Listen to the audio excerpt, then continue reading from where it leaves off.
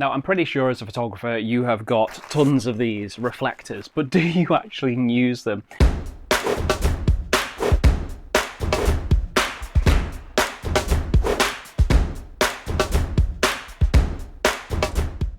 Some people do, I suppose, from time to time, but ultimately a lot of these just tend to sit kind of gathering dust in cupboards or on shelves or at the very, very bottom of a camera bag if you can fit it in. So this is why I wanted to make a kind of a dedicated tutorial.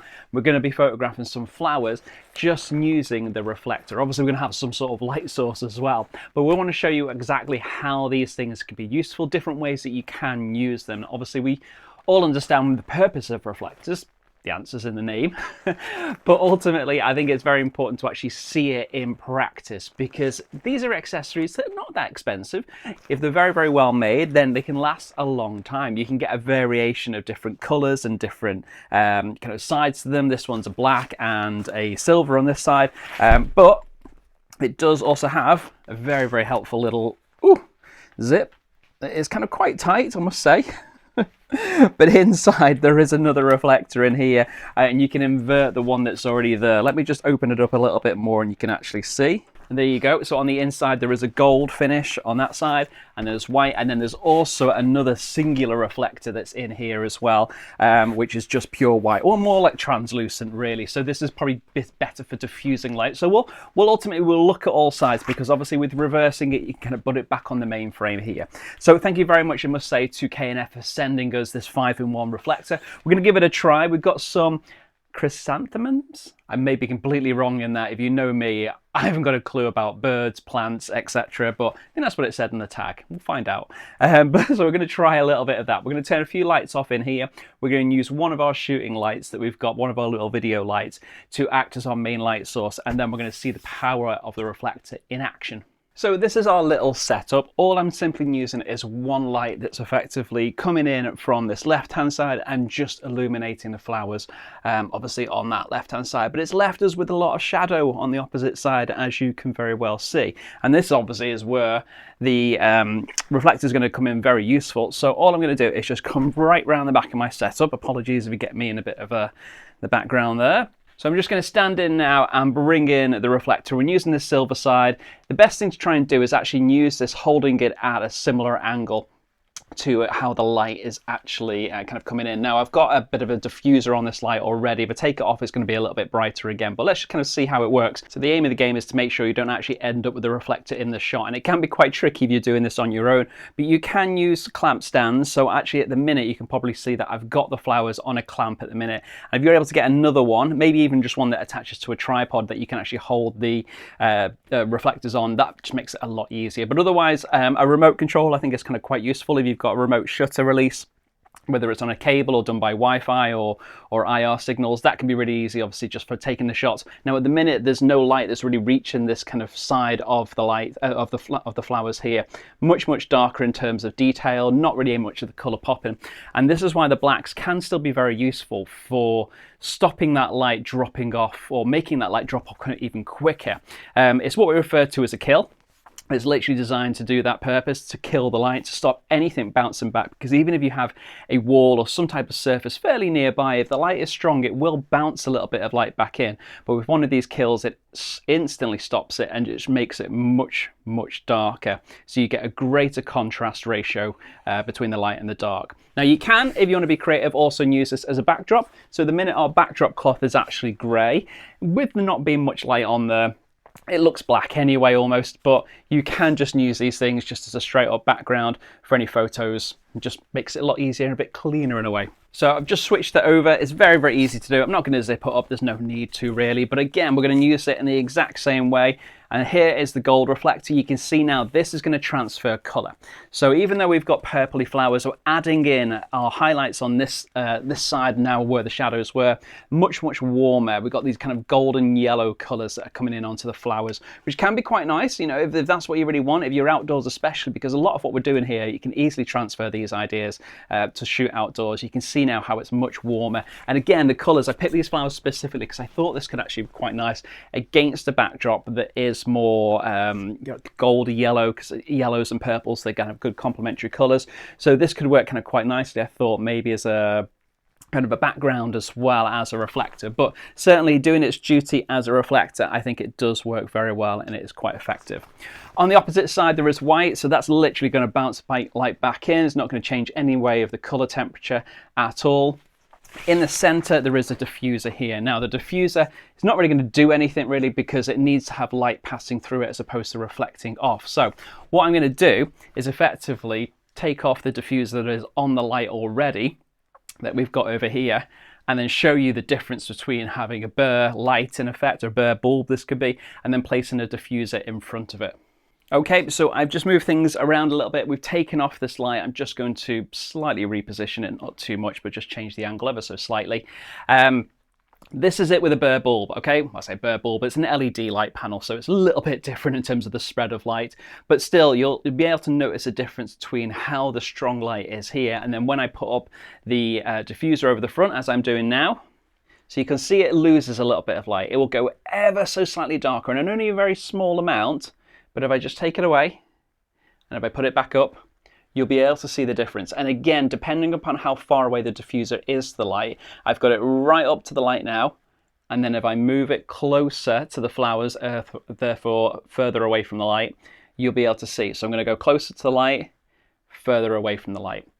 So it's just going to change the spread. It'll change the level of the exposure, not a massive amount, but with florals, it's all about delicacy and detail. So positioning of the light, how close it is to your source, to your subject, is really, really important. So we can bring it that a little bit closer. We may notice even a greater difference in the flowers. So we're going to put the diffuser, so we'll take the diffuser down, put it back up, bring it a little bit closer in, and bring it a little bit further away.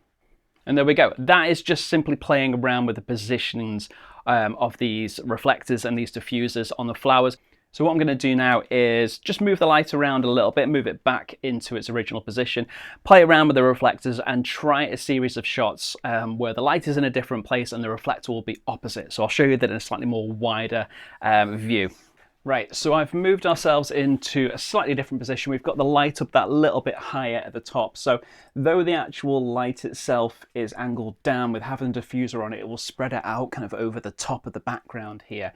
So I don't mind too much about that because effectively the shot is in this camera down here and it's a very close-up shot. I've just switched to a 50mm lens. We are at f1.8, so we've gone very shallow, 125th of a second, which is fine being on a tripod, and our ISO is 200. So this is now, let's say this is the original shot, so I'll tell you what, we'll actually take an image as it is here, so we've got a comparison. So that's our first shot, and then we're going to add in a second shot, but now this is using the silver side of the diffuser just to bring it that little bit closer. So I'm going to multitask here, though I'm left-handed. This is it's a little bit easy for me to do it this way around, and I'm going to try and get a little bit more light in the center of that flower, because you can see it was quite dark, so now that's a little bit better. I'd still like a little bit more. So all I'm going to do is bring that reflector that a little bit closer, move it around a bit more. I just obviously have to be mindful, making sure it doesn't appear in the shot itself.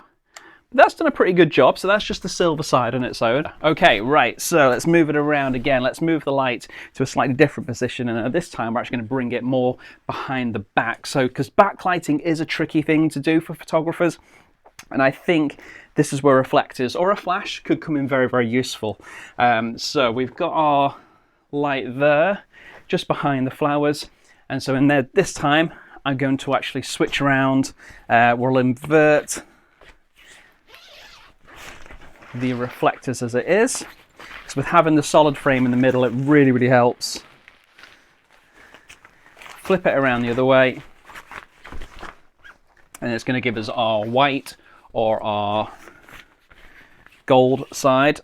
Okay, hopefully that's a little bit better. I still see a bit of a glare. Yeah, kind of down in this bottom corner, but hopefully not to worry. It's only over me. What you obviously want to be seeing is how it looks on the shot. So this is where we are now. So let's just take our original image. We're just going to slightly change the composition. Let's just put the reflectors down, step to one side, and then we're just going to slightly move this composition so we haven't got the light actually in the image itself. So we're getting a little bit of bleed in from the background light, which is fully expected. If you imagine the same as this as working in sunlight, that can bleed over the shots. I quite like that as it is though, so I'm still going to take the shot as it is so we've got a comparison. Okay, so we've got our first image. That's without using any of the reflectors, and this is now the gold side. So we're going to bring this in a little bit closer, and then we're just going to try and see now how much of this gold we can actually pick up. And there's a fair amount. I'm actually seeing quite a bit in some of the flowers further around. We want to get it kind of fairly frontal and that little bit closer. So yeah, I think we're about there. That's a lot better. That's a lot better. So that's going to give us some detail back in the foreground, which is absolutely superb. That's really nice. Okay, so that is absolutely cooking. Now let's try and move the flowers one more time. We'll spin them around and actually have the light falling from behind them again. But we'll have the reflector over onto that side. So let's actually bring this light. Tell you what, let's move our setup around again. Remove our camera. Remove our flowers, and let's put, as I said, the light behind them. Yeah, still not changing the composition that much. That's fine. Okay, let's carry on. So now this time, let's put the white back in there. So we're bringing it pretty close in, and we're taking a shot. Actually, we'll just take the shot just before, and now hopefully we can see the difference of bouncing that light back in. We're having to keep this really close, but you can really notice the difference where it gives much more light right into the center of those flowers, and that's exactly what we're looking for. So if I hold that very, very close, and tell you what, this is where the flippy screen does come very useful. I'm just going to turn that towards me right on the very edge. And even though it's just in the shot, I can easily edit out that little bit with the reflector there. But it really does make a massive difference, an absolute massive difference